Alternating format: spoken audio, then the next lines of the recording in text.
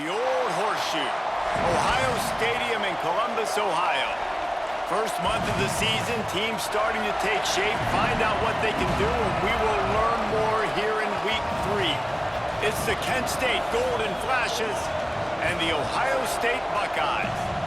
Reese Davis, David Pollack, Jesse Palmer here in the booth. Holly Rowe is down on the sidelines, and we check in with her right now.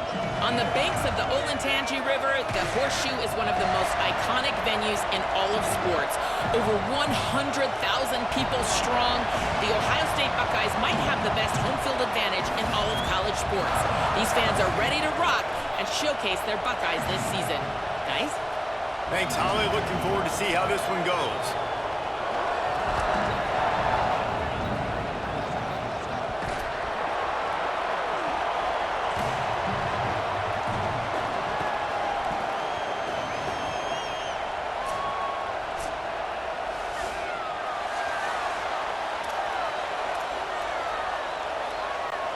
And the Golden Flashes, ready to put toe to leather, and here we go. From inside his own 10, he'll try to help out their field position. Nice job executing all of the assignments as they put a stop to that return at the 22. So Ohio State's offense will have the football first. And here comes Julian Sayin. He had a tough time getting anything started in that loss last time out. 3 interceptions and was sacked 4 times. Sayin turns it upfield. Breaks into the open. And it's a first down. They'll mark it at the 44. I'll tell you, this guy has to get touches early in games. They're doing a good job of that right now. He's so dangerous once he has the ball in his hands. And I think if you're on offense, you move him around and you find more creative ways to get him involved. Cranking up a drive like that can really get you going. It's first down from the 44. Julian with the play fake. Throws for the tight end. Oh, what a spectacular layout and catch. You know, you're seeing in college football now how the tight end position is evolving. The athletes playing the position now are just so much better than they used to be. And this guy on that diving catch, he just showed you that. They get him on the ground. Boy, they took the business end of that run as he picked up 8. 8-yard pickup on first down leaves them with 2nd and short. Right back to it. Maybe a crease. Pulled down there, but they'll move the sticks, and it's a first down. And the Buckeyes come to the line with a fresh set of downs. Here's Julian Sayin to throw. Out wide right, it's Roberts. That's a really good tackle there, giving up some size and still making the play. 2nd and long here. Back to pass, it's Sayin. Working that left side now. Made a defender miss. Now the connection takes it to the 11. Hey, man, this is exactly what you want as a play caller. You want to get your quarterback settled, give him some bunnies early to make some plays so he's feeling bulletproof. 4 for 4 to start the game. Yep. And he'll step into the end zone. Touchdown, Buckeyes! Now, coaches always talk about starting fast and taking that opening drive and really setting the tone for the football game, and that is exactly what they did. And they finish it with a good brand of physicality, running the football, ending the drive, and getting off to the 6-0 start. And the extra point splits the uprights.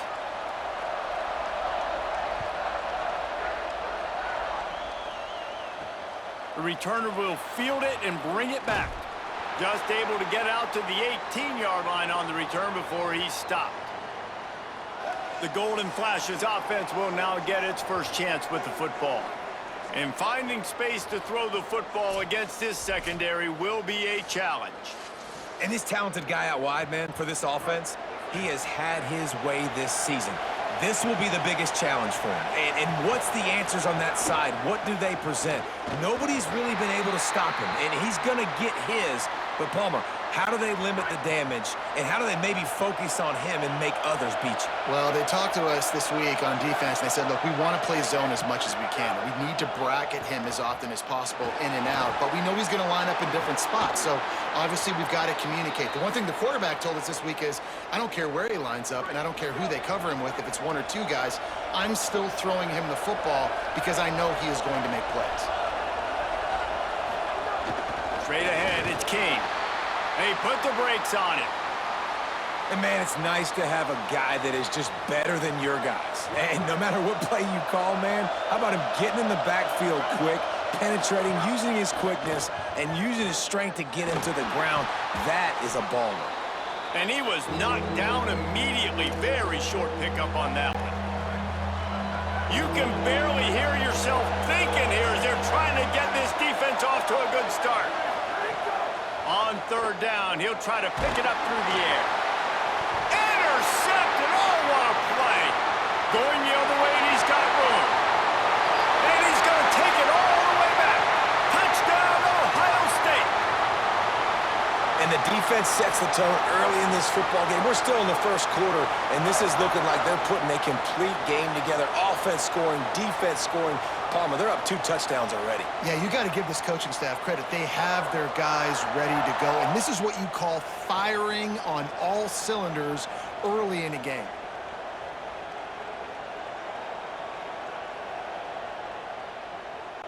Lining up to tack one more onto that lead.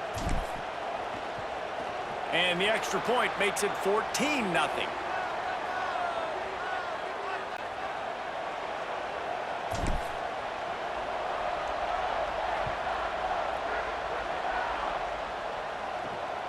He'll bring it out. It's Etheridge. Not a whole lot of room to operate on that return as the coverage unit was there and ready. The Golden Flashes offense ready to get... They've started. They haven't exactly burst out of the starting blocks, and they need to get something together with this possession.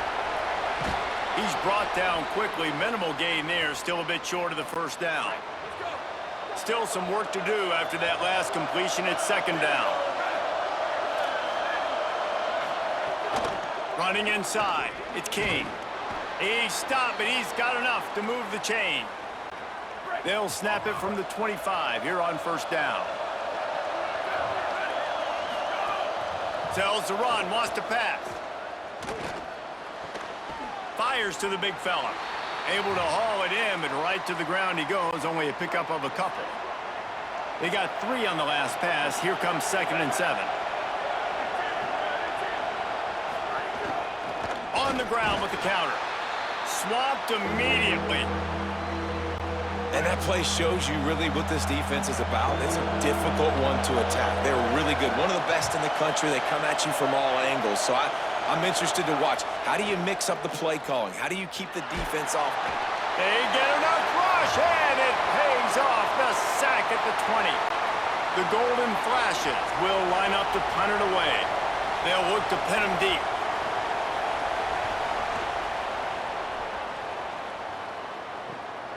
He'll try to make the catch in traffic. He was hoping for a little more running room, but they're able to get him down at the 45. The Buckeyes roll that offense back out there. They put 2 touchdowns on the board in the early going, and now right back to work. Say it. Oh, pressure's coming. Wide open downfield. And this defense is a half a beat behind. They just can't quite keep up. They've got it down to the 21. That big play put them in business. Now they're right on the edge of the red zone as they go to work 1st and 10. Turns up, it's Jackson. Could not make his way to the corner. And after that last completion netted a big fat 0, they're looking at 2nd and 10. Back to throw, it's Sayin. Got him quickly. He's down right there, short gain on the grab. You know, sometimes even a short gain like that can be used to set up something bigger later on. No doubt, Reese, they can pump that and take a shot down the field. And don't worry, they're going to go back to that same play because they know this guy with the ball in his... Pass rush, gets there, gets home, gets him down at the 23. They'll try to cap off this drive with a field goal. Just drives it between the uprights. And that will extend their lead even further. And you want a touchdown and you want to be aggressive, but man, right down the middle, that obviously gives me some confidence down the road that I can trust this guy. And he takes this from inside the 5. He'll be brought down at the 22-yard line. Good coverage on that one. His return is stopped short of the 25. Quick give. It's King. 7-yard pickup on that one is now...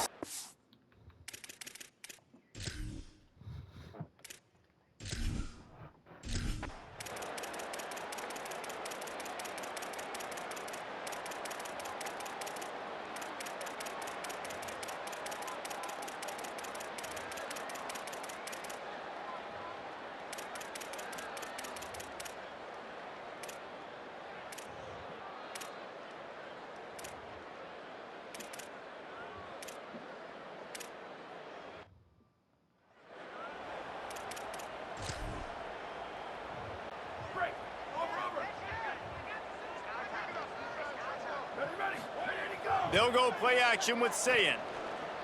And he makes the grab, but he's out of bounds. Incomplete pass. Well, tip your hat to the defense getting that incompletion, because that hasn't happened often for this guy. Completed over 70% of his throws last week. He's doing it again in this game. Can the defense continue to mix things up? See if they can maybe confuse this QB. Nowhere close on that one as he got drilled trying to deliver the football, and now they face third down. Here's Sayin to throw. Looking to the big tight end. Working the middle. Brought down at the 31. It is a first down. The Buckeyes come to the line with a new set of downs. Left side is Smith. Ripping off the huge gain down to the 17-yard line. From the 17-yard line, it's 1st and 10. Again, it's Sayin. Rush right in his face. Pulls it in. And there were no creases or crevices to run through, and they shove him out of bounds. Time dwindling away as they try to put points on the board right before the half. Looking downfield is Sayin. The pass falls incomplete, and there are 8 seconds left. Ooh, quarterback lucky that one wasn't picked. You got to be really careful down here in the red zone because these windows are small and defenders close on the ball. That one... Got some room, headed to the goal line. He's into the end zone. Touchdown, Buckeye! No step back in week 3. They have been sharp as they extend the lead. And that is a perfect job by the offense, executing that 2-minute situation. The quarterback was really in charge and focused, made sure that all the right decisions were being made with respect to execution and the clock.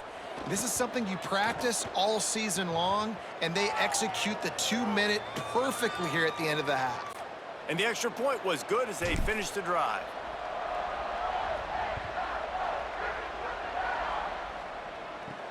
On the move from inside is 5. They make the stop, and that is the end of the first half. That's going to wrap up the first half here, and now we join Kevin with the halftime update. Men, thanks. A busy day, so let's waste no time and get you updated on Week 3 action around college football. We start with a look at Western Kentucky, taking on the number 5 team, the Indiana Hoosiers. And it's the Hilltoppers, eyeing their first win of the season. And it's been a tough start. There's no sugarcoating things. 3 games, 3 losses. Let's see if they can protect this lead. Here now, some other games you may have interest in, and social media has some sharp opinions about the state of things right now. Now back over to your game in Columbus. It's hardly a secret what this team wants to do. They want to feed the beast, let him run it, and control the line of scrimmage. Ground and pound, and continue to add to this lead in the second half. Time to put an end to the speculation and find out. They're inside the horseshoe. All right, Kevin, about ready to get things cranked back up here.